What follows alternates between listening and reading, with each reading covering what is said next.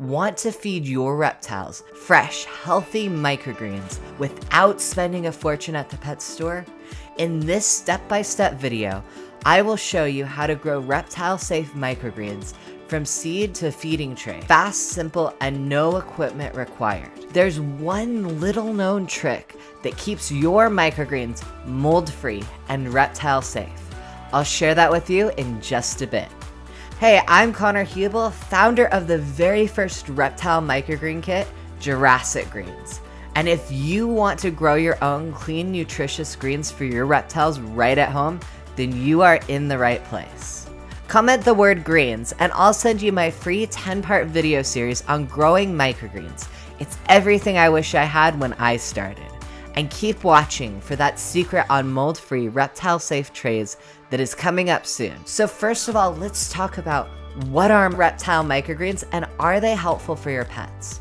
So microgreens in general are tiny baby vegetables. Think of the seed, the sprout, then the microgreen. And the reason why the microgreen stage is so powerful is it is 40% more nutrient dense than your mature vegetable. So think of kale microgreens versus a head of kale. The kale microgreens are going to be significantly more nutrient dense than your mature kale. As well, since you are going to be growing them in 7 days super quickly, you're going to be able to make sure that they are high quality. They're completely pesticide free, which for a tiny reptile can change their life. And they're organic, heirloom, non-GMO, and you want to make sure that they're tested for pathogens. Because if you've ever seen sprouting scares, they're using seeds with pathogens such as E. coli and salmonella, and they're putting it into a jar, and it's just incubating in there. And we don't want that. That's why in our kit, we make sure that our seeds are sourced from a really good seed facility. So like I mentioned, they grow in 10 days. And in fact, very soon, I'll show you the complete step-by-step process to grow your microgreens easily and effortlessly. It takes less than 5 minutes a day to have your own fresh live microgreens for your reptile. Who are reptile microgreens for? Of course, they're vegetables, so they're not for any carnivorous reptile. When you have a herbivorous and omnivorous reptile, they are perfect. Turtles, blue-tongued skinks, iguanas, and bearded dragons, just to name a few. So why do reptile microgreens matter now more than ever for your reptile? The reason is that our produce quality is declining. All of our produce has been shipped weeks, maybe months before we get it, and the quality of our soil is significantly going down. We are growing dirt, not soil anymore. We're not rotating the crops, we're using pesticides and all sorts of chemicals. And with all of that, it is affecting our reptiles more than ever. Because it's bad enough for us, but for a tiny little reptile, it can be life-threatening. So having something that's fresh, clean, and live really makes a difference. Even if all you do is just supplement every so often adding those microgreens in, it does make a difference. I've seen it personally with my beardy Dart. When I started growing microgreens for her, it was like night and day. She started to grow, she had more energy. It was like I got my lizard back. So that's why I'm so passionate about teaching you to grow microgreens at home, because it makes a difference. Every little thing you do for your reptile's health makes a huge difference. So when you grow your microgreens, do you want to DIY them or do you want to have a microgreen kit? So the pros to DIYing is it's typically a little less expensive. However, you will need to get everything in bulk. So if you're just like, I want to test the waters, I want to see what it's like, DIYing isn't necessarily the best direction to go.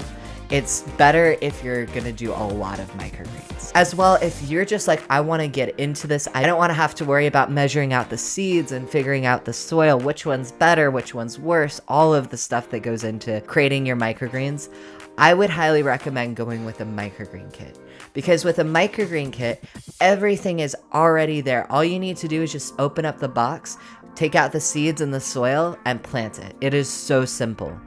And in this video, we'll show you how simple it is. So you'll see now that we have 2 different trays.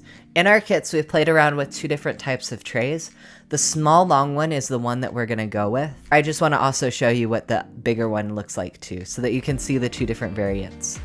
And so we have our seeds, the Jurassic Greens, and there's a little QR code on that seed pack. That'll take you to a video on how to grow reptile microgreens. So if you get confused, just go right over there. Makes it super easy to grow your microgreens. Or just watch this video. And then you have your soil, you have a germination tracker, and a pH test strip.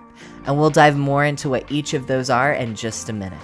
So now let's go ahead and take out that pH test strip. It's that long, thin, white thing. And what that is it tests the pH balance of your water. We all have a pH balance. So you can think of like alkaline and acidic. Those are the two extremes. We want something more in the middle.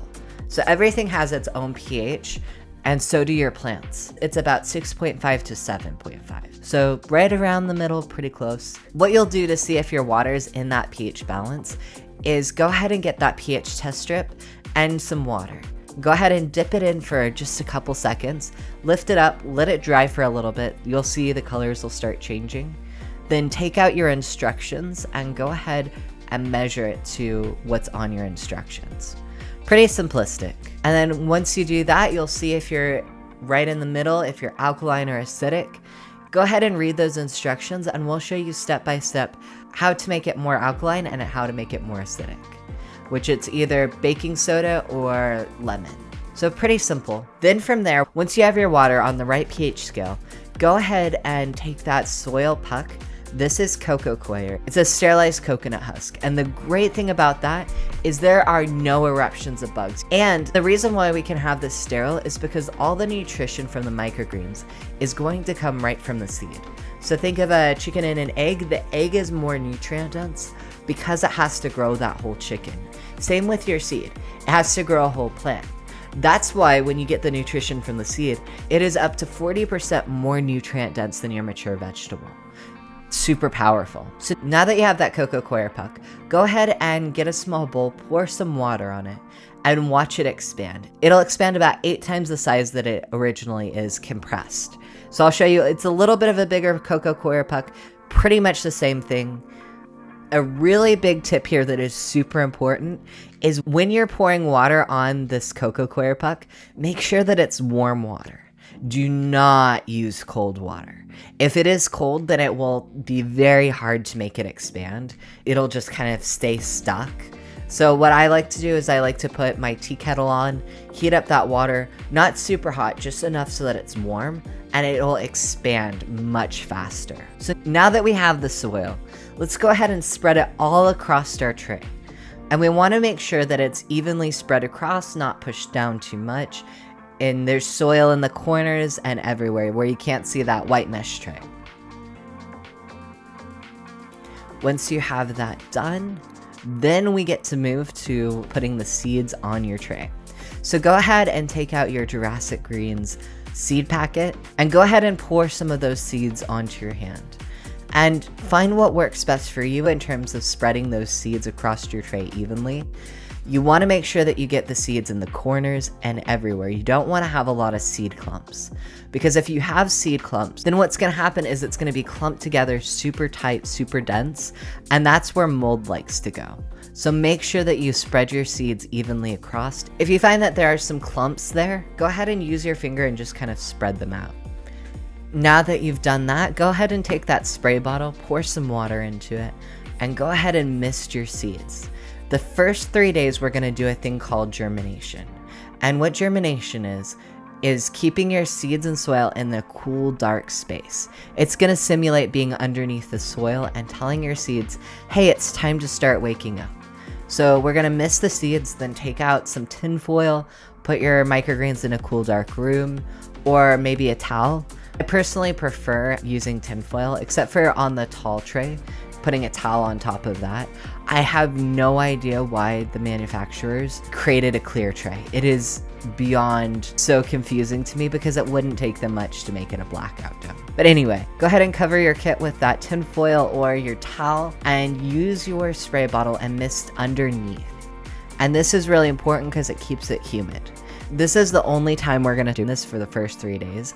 After that, you do not want to have any kind of humidity in there because you don't want to risk mold. So then you'll take out your germination tracker and write the name of the seeds that you're planting. And you'll notice that there's 2 boxes.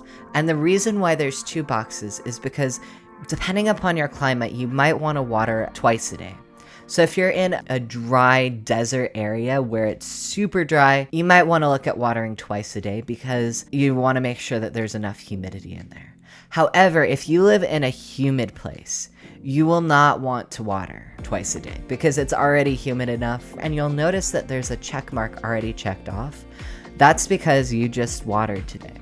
So if you've ever had your microgreens die off after a few days or start smelling something weird, hit like. We've all been there, and this next problem solves that.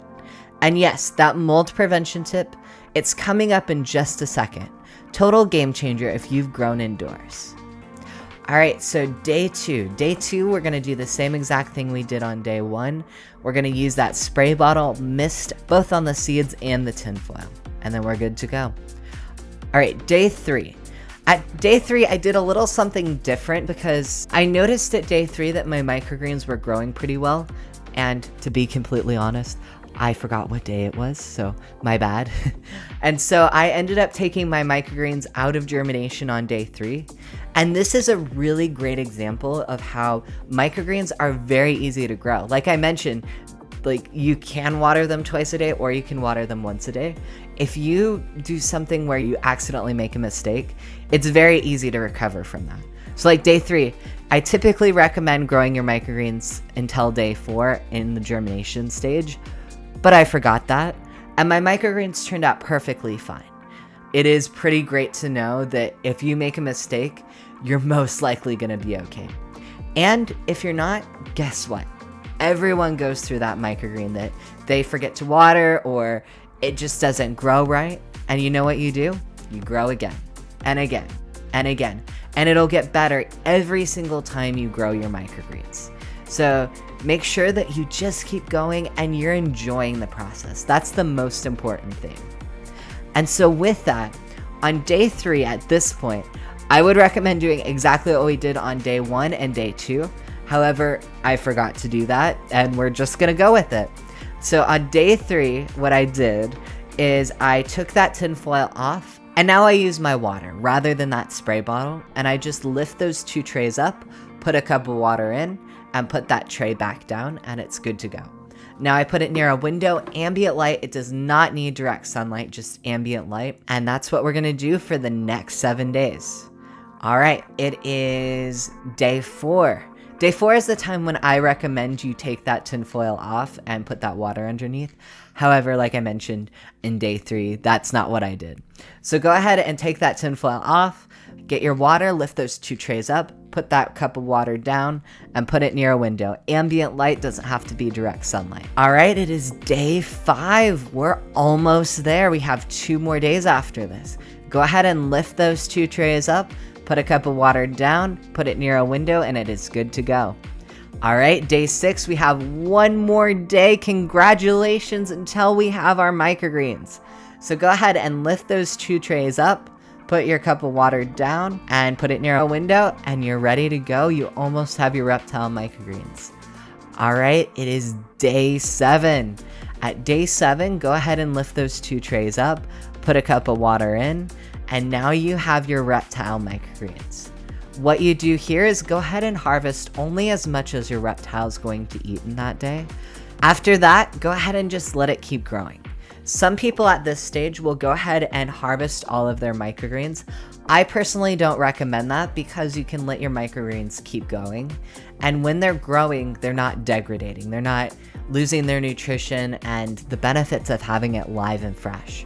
So I recommend letting your reptile eat off of it for the next 7 to 14 days. After that, go ahead and harvest them all and put them in the fridge. I have a video right here which will go more in depth on harvesting, but for the sake of this video, we'll just keep it short. When you get to a point where you have your microgreens, they're ready to go, do you just harvest them and put them in the bowl, or do you put the microgreens in the terrarium?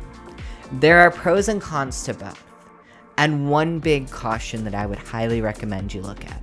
So if you're using a grow medium like Coco coir, I would not recommend putting the microgreens in your terrarium because when the reptile pulls those microgreens, some of that soil may dislodge and it might end up in their stomach, and that is not good. So when you're using a soil like Coco coir, then I would recommend going ahead and just harvesting the microgreens, putting them in the terrarium. However, there are some mats, such as like a jute mat, there's a Coco coir mat. When you use that, then you don't have to worry about the soil dislodging. So that's another option, and that can be very beneficial. In this video right here, I talk more about soil, so you can go do a deep dive there. And after that, your reptile is ready to eat them. Takes 7 days. That's right, it only took 7 days. And you could tell it was only 2 minutes to grow my microgreens every single day. The first day, it's like 15 minutes. It's not that long, and it makes all the difference. If this is the kind of smart, natural reptile care you love, hit the subscribe and turn on that bell. We're making growing easy and affordable, one tray at a time. And I have a microgreen masterclass ready for you so that you can grow your reptile microgreens in 7 days. So go ahead and text reptile to 26786. That is reptile to 26786. Go ahead and get out your phone and text reptile to 26786. And I'll send you my free 10-part microgreen series for your reptiles, packed with safe to feed seedless, growing tips, and bonus care guides. So be sure to text reptile to 26786. So choosing the right microgreens is key to keeping your reptile healthy.